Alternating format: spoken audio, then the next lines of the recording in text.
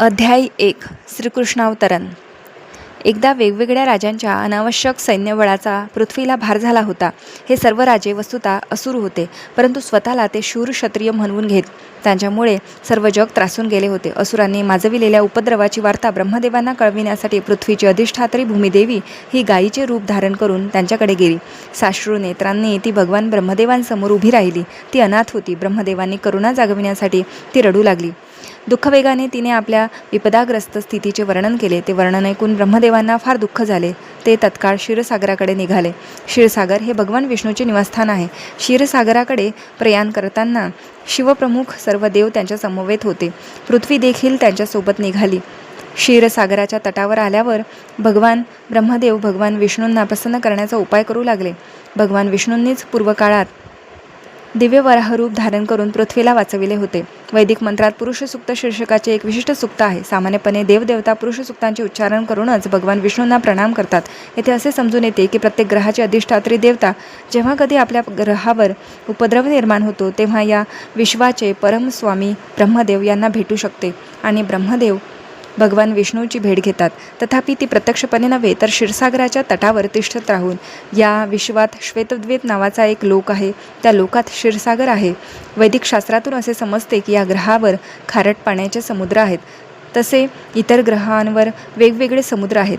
काही ठिकाणी दुधाचे समुद्र आहे, काही ठिकाणी तेलाचे, कोठे कोठे मद्याचे. असो, पुरुष सूक्त ही अशी एक आदर्श प्रार्थना आहे की देवता भगवान शिरोदक्षाई विष्णूंना प्रसन्न करण्यासाठी तिचे उच्चारण करतात. हे विष्णू भगवंत दुधाच्या समुद्रात पोहडतात, म्हणून त्यांना शिरोदक्षाई विष्णू असे म्हटले जाते. देवताने पुरुष सूक्ताने भगवान विष्णूंची स्तुती केली, परंतु त्यांना काही प्रत्युत्तर मिळाले नाही. नंतर स्वतः ब्रह्मदेव ध्यान करू लागले आणि तेव्हा विष्णूंकडून ब्रह्मदेवांना संदेश मिळाला. तो संदेश ब्रह्मदेवांनी पश्चात देवतांपर्यंत पोचविला. वैदिक ज्ञान प्राप्त करण्याची हीच प्रक्रिया होय. वैदिक ज्ञान प्रथमतः भगवंतांकडून हृदयाच्या माध्यमातून ब्रह्मदेवांना प्राप्त झालेले आहे. श्रीमद भागवतात प्रारंभीच म्हटले आहे, तेने ब्रह्महृदय आदिकवये, अर्थात वेदांचे दिव्य ज्ञान हृदयातून ब्रह्मदेवांकडे संक्रमित करण्यात आले. येथेही भगवान विष्णूंकडून प्राप्त झालेला संदेश केवळ ब्रह्मदेवच समजू शकले आणि तत्काळ कृती व्हावी म्हणून त्यांनी तो संदेश देवांपर्यंत पोचविला. पूर्ण पुरुषोत्तम भगवान आपल्या परम प्रबळ शक्तीसहित लवकरच धर्तीवर अवतीर्ण होत आहेत आणि परित्राणाय साधूनाम विनाशाय च दुष्कृताम हे आपले कार्य सिद्धी नेण्यासाठी जितका काळ ते या पृथ्वीवर राहतील तितका काळ देवतांनी देखील त्यांच्या साह्यार्थ तेथे राहावे. या सर्वांनी त्वरित यदुवंशीय कुटुंबात जन्म घ्यावा आणि योग्य त्या समयी भगवंत देखील त्याच कुळात अवतीर्ण होतील. स्वयंपूर्ण पुरुषोत्तम भगवान श्रीकृष्ण वासुदेवांचे पुत्र म्हणून प्रकट झाले. त्यांच्या अवतरणापूर्वी भगवंतांच्या कार्यात सहभागी होण्यासाठी आपल्या पत्न्यांसहित सर्व देवगण जगातील वेगवेगळ्या धार्मिक कुटुंबातून जन्माला आले. येथे तत्प्रियार्थम हा विशेष शब्द योजिलेला आहे. त्याचा अर्थ असा की भगवंताच्या प्रसन्नतेसाठी देवतांनी पृथ्वीवर जन्म घ्यावा. अर्थातच भगवंतांना प्रसन्न करण्यासाठी जीवनयापन करणारा कोणताही प्राणी मात्र हा देवतांमध्येच मोडतो. वरील संदेशातून देवतांना असेही समजले की आपल्या लक्षावधी फलांनी ब्रह्मांडातील ग्रहांना धारण करणारे भगवंतांचे पूर्णांश अनंत देव देखील श्रीकृष्णांच्या अवतरणापूर्वीच अवतीर्ण होतील. तसेच सर्व बद्ध जीवांना भ्रमात टाकणारी विष्णूंची बहिरंगा शक्ती माया देखील भगवंतांचा हेतू संपन्न करण्याकरिता प्रकट होईल. त्यानंतर भूमीसहित देवतांना आदेश देऊन आणि त्यांचे गोड शब्दात सांत्वन करून प्रजापतींचे पिता ब्रह्मदेव भौतिक ब्रह्मांडातील आपल्या सर्वोच्च ब्रह्मलोकी निघून गेले. यदुवंश प्रमुख शूरसेन महाराज मथुरा राज्यावर आणि शूरसेन प्रांतावर राज्य करीत होते. त्यांच्या राज्यशासनामुळे मथुरा ही सर्व यादव राजांची राजधानी झाली. यदुवंशातील कुटुंबे अत्यंत धार्मिक होती आणि त्याप्रमाणे भगवान श्रीकृष्ण द्वारकेत शाश्वतपणे निवास करतात, याप्रमाणे मथुरेत देखील शाश्वत निवास करतात, त्यांचे या सर्वांना ज्ञात होते. मथुरा ही यदुवंशी राजांची राजधानी होण्यास हे दुसरे कारण होते. एके दिवशी शूरसेनाचे पुत्र वसुदेव देवकीशी विवाह झाल्यानंतर त्या नववधू समवेत रथात बसून घरी चालले होते. देवकीचे पिता देवक यांनी प्रचूर हुंडा दिला होता, कारण आपल्या मुलीवर त्यांचा अत्यंत स्नेह होता. त्याने सुवर्णाने अलंकृत केलेले 100 रथ वसुदेवांना दिले होते. ह्या समयी उग्रसेनाचा पुत्र कंस याने स्वेच्छेने आपली भगिनी देवकी हिच्या प्रसन्नतेसाठी वसुदेवाच्या रथांच्या घोड्यांची लगाम हाती घेतली आणि तो रथ हाकू लागला. मुलीचा विवाह होतो तेव्हा तिच्या बंधूने तिला आणि आपल्या भावजीला आदराने घरी पोचवायचे असते. हा वैदिक संस्कृतीतील एक शिष्टाचार आहे. नवविवाहित मुलीला आपल्या पितृपरिवाराचा विरह होण्याची शक्यता असते आणि म्हणून बहिणीच्या सासरी पोहोचेपर्यंत भाऊ तिच्या सोबत जात असतो. राजा देवक यांनी वसुदेवांना पुढील प्रमाणे हुंडा दिला होता. सुवर्णहारांनी सजविलेले 400 हत्ती, 1500 सजविलेले घोडे, 1800 रथ, या व्यतिरिक्त आपल्या कन्या समवेत जाण्यासाठी त्यांनी सुंदर अशा 200 मुलींची व्यवस्था केली होती. क्षत्रियांची अशी विवाह पद्धती वर्तमान समयी देखील भारतात प्रचलित आहे. जेव्हा एक क्षत्रिय विवाह करतो तेव्हा वधूच्या 20-25 तरुण मैत्रिणी देखील राजाच्या घरी जातात. राणीच्या अशा अनुचर सखी दासी म्हणून ओळखण्यात येतात, परंतु त्या राणीच्या मैत्रिणी म्हणूनच वागत असतात. ही प्रथा अनादी काळापासून चालत आलेली आहे आणि निदान 5000 वर्षापूर्वी भगवान श्रीकृष्णाच्या अवतरणापूर्वी तिचे अस्तित्व होते. वसुदेवांनी आपल्या पत्नी समवेत 200 सुंदर मुली आणल्या. वरवधू रथातून जात असताना मंगल क्षणांची सूचना म्हणून नानाविध वाद्ये वाजत होती. त्यामध्ये शंख, शिंगे, ढोल, मृदंग होते. सर्व मंगलवाद्ये मिळून मधुर संगीताचा ध्वनी उत्पन्न होत होता. मिरवणूक अतिशय मनोहर रूपाने पुढे चालली होती. अशा वेळी आश्चर्यकारक आकाशवाणी झाली. ती विशेषतः कंसाला उद्देशून होती. कंसा, तू अगदीच मूर्ख आहेस. तू तुझ्या बहिणीचा आणि मेहुण्याचा रथ हाकीत आहेस, परंतु याच बहिणीचे 8वे मूल तुझा वध करणार आहे याची तुला जाणीव नाही. कंस हा भोजवंशीय उग्रसेनाचा पुत्र होता. असे म्हटले आहे की भोजवंशीय राजांपैकी कंस हा घोर आसुरी प्रवृत्तीचा होता. आकाशवाणी ऐकताच तत्काळ त्याने देवकीचे केस पकडले आणि आपल्या तलवारीने तो देवकीला ठार मारण्यास उद्युक्त झाला. कंसाचा स्वभाव पाहून वसुदेवांना आश्चर्य वाटले. त्या क्रूर आणि निर्लज्ज मेहुण्याला शांत करण्याकरिता वसुदेव युक्तिवाद आणि प्रमाणासहित मोठ्या विवेकाने बोलू लागले. हे कंसा, तू तर भोजवंशाचा प्रसिद्ध राजा आहेस. तू सर्वश्रेष्ठ वीर आणि शौर्यवान राजा आहेस. हे सर्व श्रुत आहेत.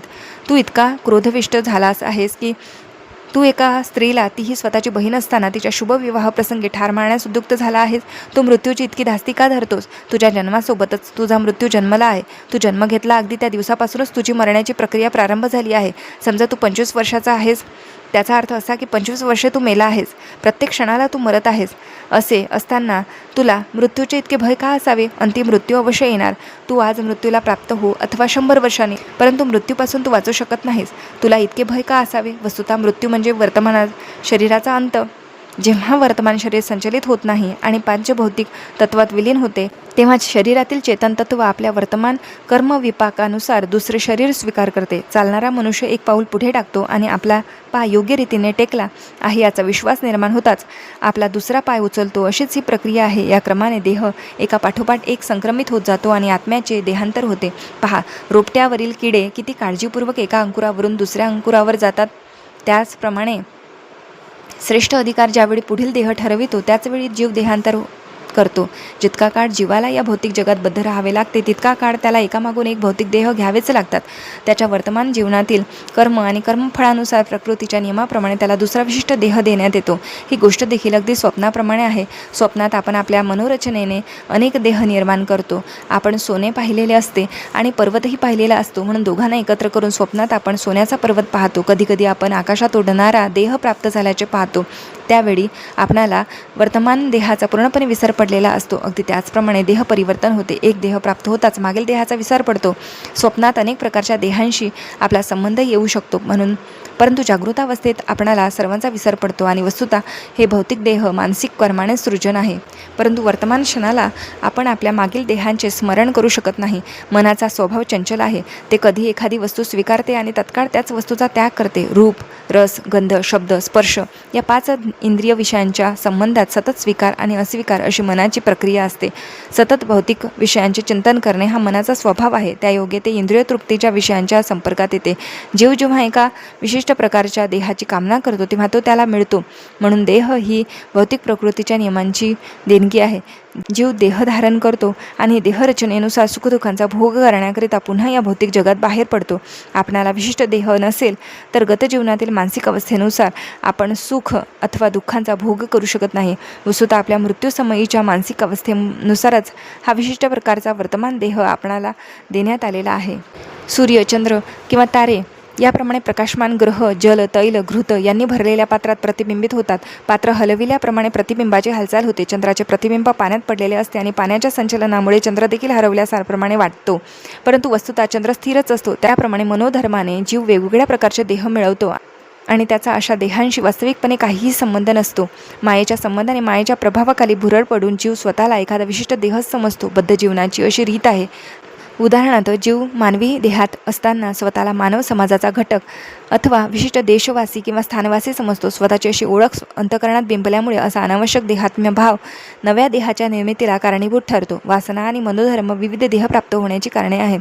भौतिक प्रकृतीचा आवरणात्मक प्रभाव इतका प्रबळ असतो, जीवाला कोणताही देह प्राप्त झाला तरी तो त्यामध्ये संतुष्ट राहतो आणि त्या देहाशी स्वतःची ओळख करण्यात तो मोठ्या आनंदाचा अनुभव करतो. म्हणून तुला माझी विनंती आहे की तू शरीर आणि मनाच्या संकेतावरून, आदेशावरून विकारांच्या उद्वेगात वाहून जाऊ नकोस. वसुदेव विनवणी करून सांगत होते, कंसा देवकी, तुझी धाकटी बहीण आहे, तू तिचा द्वेष करू नकोस. हा विवाहाचा मंगल प्रसंग आहे. लहान भावा बहिणीचा सांभाळ करणे हे मनुष्याचे कर्तव्य आहे. स्थिती अत्यंत गंभीर आहे. जर तू तिचा वध करशील तर ते तुझ्या कीर्तीला कलंकित करणारे ठरेल. वसुदेवाने समुपदेश देऊन आणि तात्विक तर्काद्वारे कंसाला शांत करण्याचा प्रयत्न केला, परंतु तो शांत होणारा नव्हता, कारण त्याला असुराची संगत होती. त्याचा जन्म एका श्रेष्ठ क्षत्रिय कुळात झाला होता, तरीही आसुरी संगत असल्यामुळे तो नेहमी आसुरी प्रवृत्तीचाच होता. असुराला समुपदेशाविषयी काहीही कर्तव्य नसते. तो एखाद्या अट्टल चोराप्रमाणे असतो. त्याला कितीही नैतिक उपदेश केला तरी तो परिणामकारक ठरत नाही. तो स्वभावताच आसुरी प्रवृत्तीचे किंवा नास्तिक असतात. त्यांना समुपदेश फारसा रुचत नाही, मग तो उपदेश कितीही अधिकृत असो. हाच असुर आणि असुरातील भेद आहे. जे चांगला उपदेश स्वीकारू शकतात आणि त्यानुसार जीवन व्यतीत करण्याचा प्रयत्न करतात त्यांना देवता किंवा सूर म्हटले जाते, परंतु जे असा सदुपदेश धारण करण्यास पात्र आहेत त्यांना असुर म्हटले जाते. कंसाला शांत करण्याच्या प्रयत्नात यश आले नाही तर आपण देवकीचे संरक्षण कसे करणार या प्रश्नाने वसुदेव चिंतित झाले. संकट पुढ्यात येऊन ठेपले असता बुद्धिमान मनुष्याने संकटसमयी स्थिती शक्यतो टळेल असे वागावे, परंतु बुद्धी पणाला लावून देखील कोणाला संकट टाळता आले नाही तर तो त्याचा दोष नव्हे. मनुष्याने कर्तव्य पार पाडण्याची पराकाष्ठा करावी, परंतु इतके करूनही प्रयत्न अयशस्वी झाला तर त्यात त्याचा दोष नाही. वसुदेव आपल्या पत्नीविषयी विचार करू लागले. प्रथम मला देवकीचा प्राण वाचवू द्या, पुढे भविष्यात मुले झाली तर त्यांना कसे वाचवावे हा पुढचा प्रश्न आहे. जर भविष्यात कंसाला वध करणारे मूल मला प्राप्त झाले आणि कंसही तोच विचार करीत आहे तर देवकी आणि मूल असे दोघेही वाचले जातील. नियतीचा नियम अचिंत्य आहे, मात्र आता काहीही करून मला देवकीचे जीवन वाचविले पाहिजे. जीवाचा एका विशिष्ट शरीराशी संबंध कसा येतो हे निश्चित नाही. अरण्यातील वणव्यात अग्नी कोणत्या प्रकारच्या लाकडाच्या संपर्कात येईल हे सांगता येत नाही. वणवा लागतो तेव्हा एका झाडाला लागलेला अग्नी वाऱ्यामुळे दुसऱ्या झाडाला पकडतो असे अनुभवास येते. त्याप्रमाणे कर्तव्याभिमुख प्राणी मात्र कितीही दक्ष असला तरीही पुढील जीवनात तो कोणत्या प्रकारचा देह मिळवणारा हे सांगणे अतिशय अवघड आहे.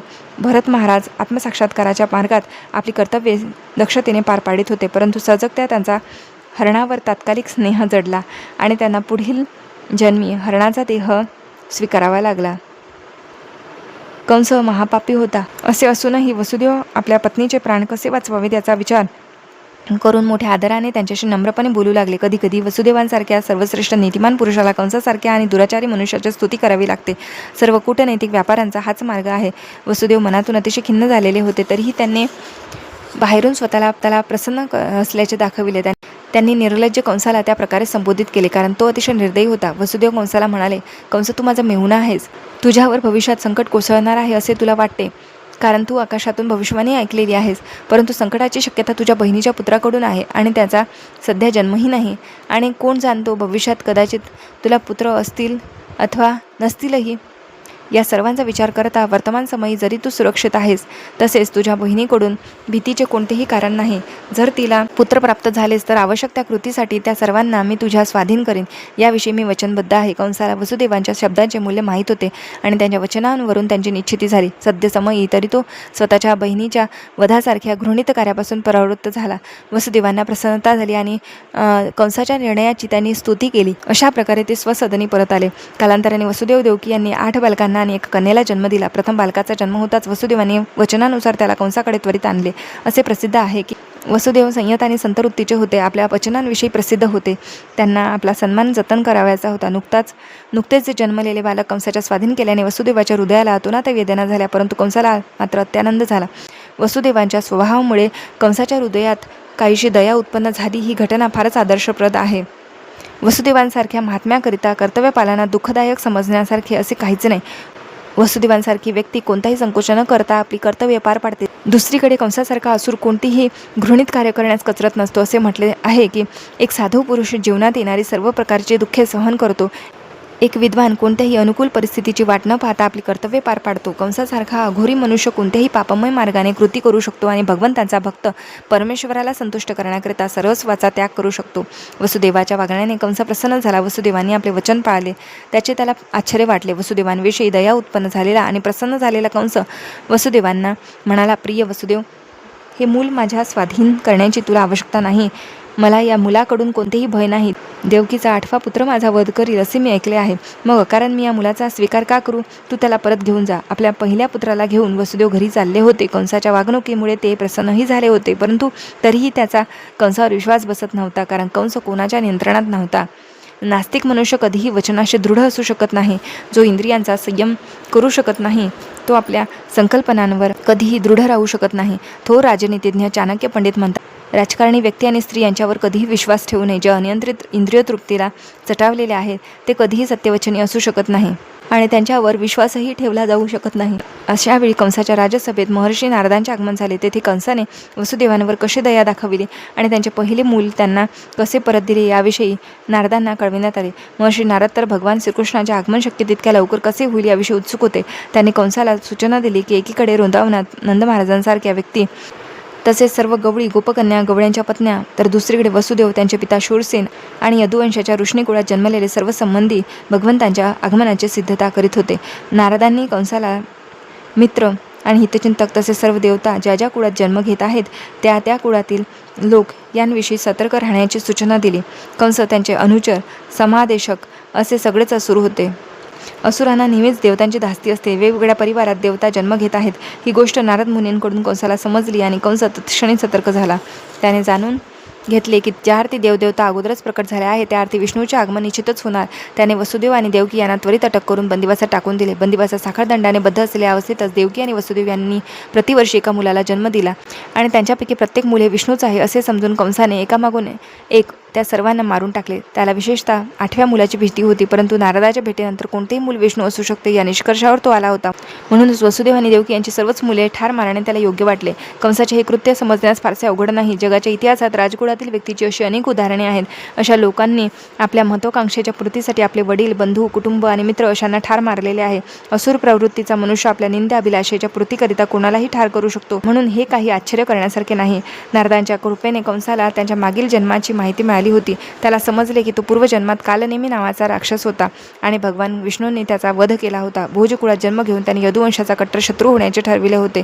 भगवान श्रीकृष्ण त्याच कुळात जन्म घेणार होते आणि मागील जन्मात जसा कालनेमी मारला गेला तसेच आपण श्रीकृष्णांकडून मारले जाऊ म्हणून कंस फारच भयभीत झालेला होता. त्याने सर्वप्रथम आपले पिता उग्रसेन यांना बंदीत टाकले, कारण ते यदू, भोज आणि अंधक यांच्यात प्रमुख राजा होते. तसेच वसुदेवांचे पिता शूरसेन यांचेही राज्य त्याने बळकाविले आणि स्वतःला या सर्व प्रांतांचा राजा घोषित केले. अशा रीतीने कृष्ण पूर्ण पुरुषोत्तम भगवान या ग्रंथातील श्रीकृष्णावतरण नामक अध्यायातील भक्तिवेदांत भाष्य संपन्न.